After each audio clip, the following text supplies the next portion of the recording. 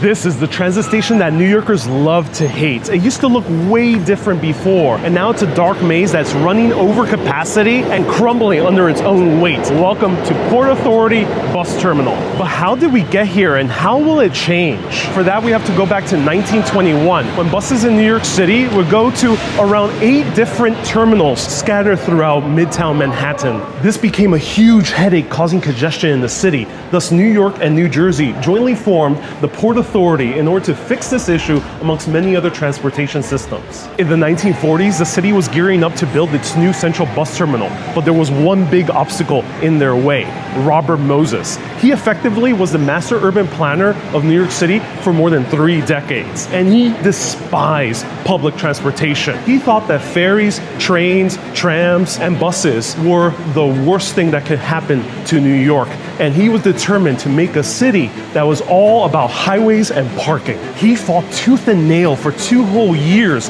to stop these plans. But in one of the very rare defeats of Moses' career, they managed to break ground here between 8th and 9th Avenues from 40th to 41st Street. 559 families were displaced to build the new 4-story tall Midtown Bus Terminal in full Art Deco glory, designed by Walter McQuaid. After spending $24 million, the station finally opened on December 15th, 1950. But quickly, all the transportation funding within the metropolitan area started going directly to highways and parking. So the station started falling into disrepair. Despite adding 3 additional floors and 1,000 new parking spots, by 1966, the station was running well over capacity. There were 2.5 million buses and over 69 million passengers used this station alone in that year. But as the city continued in a downturn, the station became filled with crime, illicit carnival activities, and also homelessness. There was even a section of the station that was known as the meat market, where men would offer favors to other men for exchange of money. As many federal mental institutions were being shut down, many of the former patients started making this their home. 1981, the terminal was in desperate need for expansion, so it expanded by 50% over